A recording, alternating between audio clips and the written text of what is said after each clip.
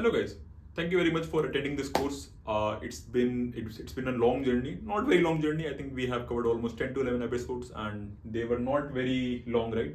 But thank you very much for being with me within this course, and this was my very first course, so I accept that in a lot of cases I fumble a lot, and my voice might not be very clear to you. Please do not hesitate to let those reviews down in comments. Please put whatever you feel about the videos in the comments. It's very important for me to improve my content. Okay, and it was a very good journey. And this course was meant to be for very beginners. Even I will not say even the people who are before beginners, who have just starting coming into system design, and who don't even know about what the components, so they can start using they can start system design they can start system design using this course, right?